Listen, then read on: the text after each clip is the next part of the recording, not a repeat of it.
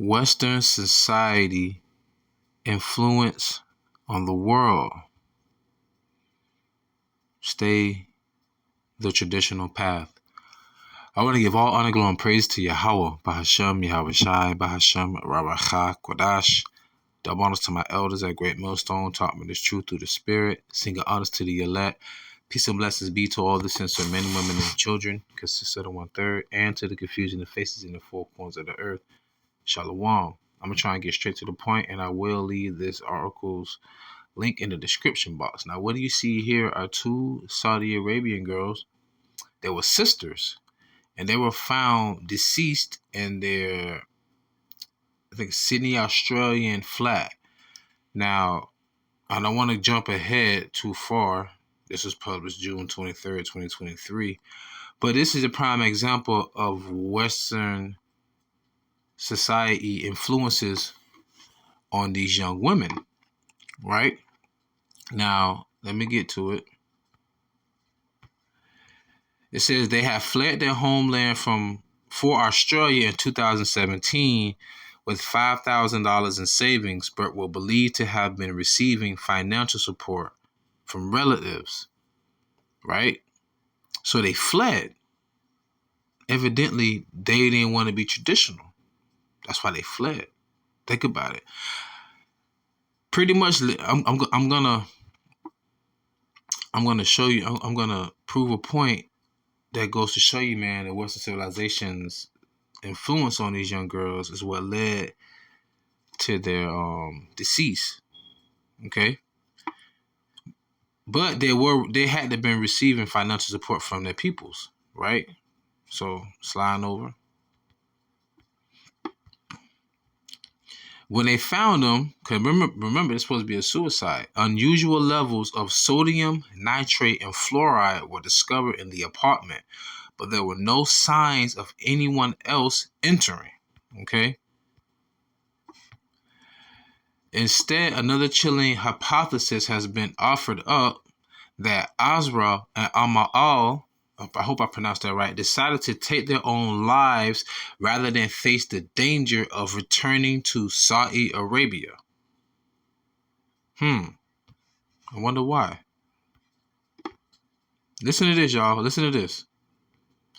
According to reports from Down Under, Asra is the one that you see right here on the left side of the screen, claimed to be an atheist on the applications, while Amal said she was a lesbian. So why do you think they fled in 2017 from Saudi Arabia? And you know what it's like in Islam from the Sharia law. They don't play that. A woman's going to be raised up to be a helpmeet, right? That's why they fled. One didn't want to believe in Allah, and the other one wanted to be a lesbian. Well, you can find a lot of people like that around here on the western hemisphere of the earth, right? Then goes on to say same-sex relationships and atheism are both forbidden in their homeland, which strictly adheres to Sharia law. Reports from the Middle East at the time of their death suggested both Azra and Amal had renounced Islam. Now, this is Proverbs 22:6. Train up a child in the way he should go, or in this case, she, and when he is old, he will not depart from it. When they fled, forgive me, I think they fled in 2017. It's 2023 right now. And if I'm not mistaken, her age is 24. So this is Azra. This is her sister. Amal. This is the one. Amal is the one that said she was lesbian. Okay. So if they're 20, 124, 123, this was 6 years ago when they fled. They had to have been what? 16. I'm sorry, 17 or 18. So they was an adult, so to say, right? And they fled. So you knew they was trained up the right way. They still wanted to be defiant. Okay? Listen to this.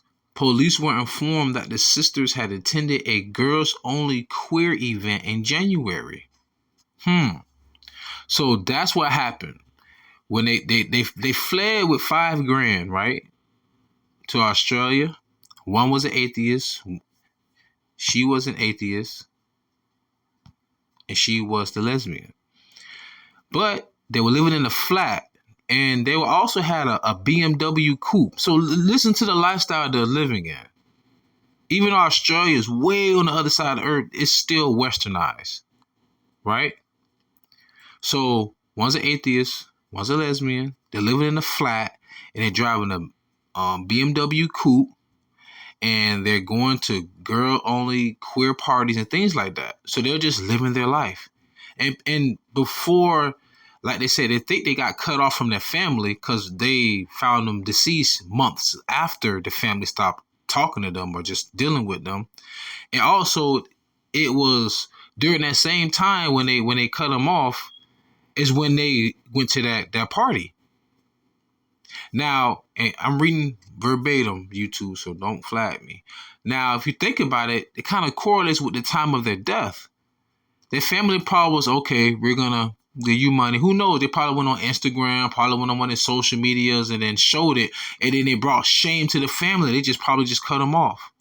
And then they ran out of money because they were getting funded, more than likely. So they ran out of money. And they said, rather than go back home and be chastised, we'd rather just take our lives. So in other words, they knew that the life that they were living wouldn't have been acceptable.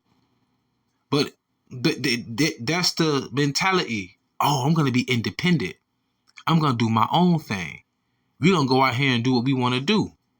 And lo and behold, these young women, they couldn't even sustain themselves to the point that they took their lives because they could have worked, I guess, right? And continue to live there. But I guess it was so much guilt on them to be just cut off from their family. They just cut themselves off as well. Right? So that's why I brought this article up, because they were, think about this, y'all. They fled when they were about 17, 18. So that means for 17, 18 years, they was raised traditionally under the guise of Islam. So where do you think the influence had to come from? Social media, internet. Right? This is Sirach, chapter 7, verse 23 to 25. Hast thou children, instruct them, and bow down their neck from their youth. What do you think the father did to them? Of course he was strict on them, because he didn't want his daughters to be out there to be frolicking about, right? Hast thou daughters, have a care of their body, and shew not thyself cheerful toward them. You got to listen. It's easier to raise a boy than to raise a girl, because you're dealing with emotions. I'm not a father, of course, but just from stories I've heard and how the outcome is, especially if the man is not the head, oh Lord, and the woman's running everything, you can forget it. Right? Verse 25, marry thy daughter, and so shall thou have performed a weighty matter, but give her to a man of understanding. Now, for those who don't know or understand, the Saudi Arabians, they are descendants of Ishmael.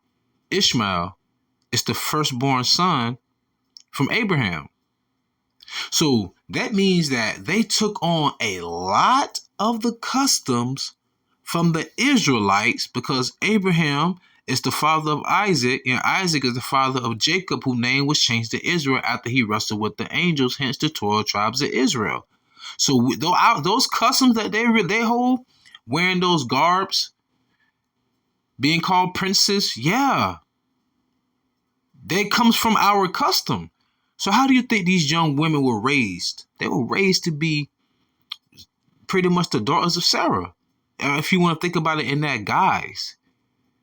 But as soon as they were able to be an adult and flee, they fled. I think they got like some kind of emergency visas or something like that. Like I said, I'm going to leave the link of the article in the description box.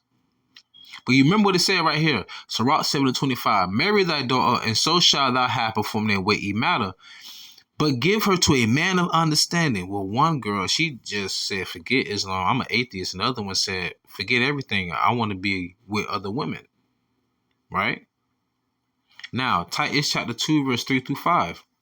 The aged women likewise, that they be in behavior as become holiness, not false accusers, not given to much wine, teachers of good things. So I'm pretty sure that's what their mother was doing, right? that they may teach the young women them to be sober. You think they were sober at that party? To love their husbands. One's an atheist, the other one like women. To love their children. Well, they didn't have any, from what I know. To be discreet.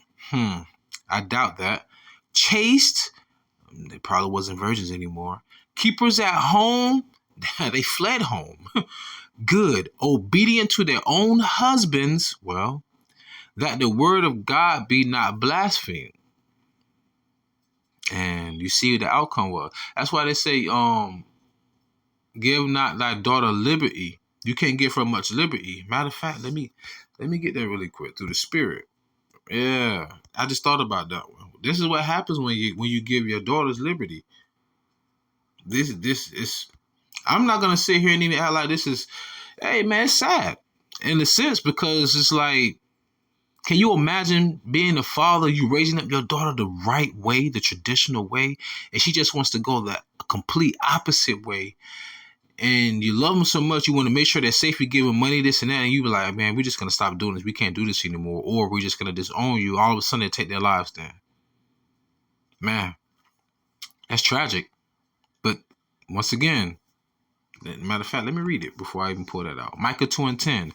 Arise ye and depart, for this is not your rest, because it is polluted, it shall destroy you even with this sword destruction. And that's really talking about over here in the West.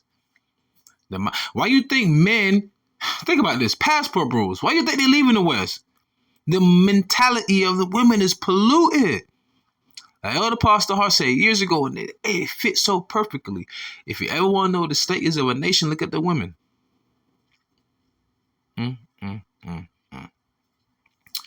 So this is Sirach chapter 26, verse 10. If thy daughter be shameless, keep her in straitly. Straitly mean to be strict. Lest she abuse herself through overmuch liberty. And look what happened. Sadly, but look what happened. Right? So I'm going to close out with this one. 1 Timothy chapter 5, verse 6. But she that liveth in pleasure is dead while she liveth. Unfortunately, they're no longer here. Right? So with that being said, I pray you was edifying, fed, stay in the Spirit, don't fear it, just endure it. Ask for forgiveness, pray without ceasing, stay humble, remain diligent. Kwame Allah, Wafla Babal, Shalom.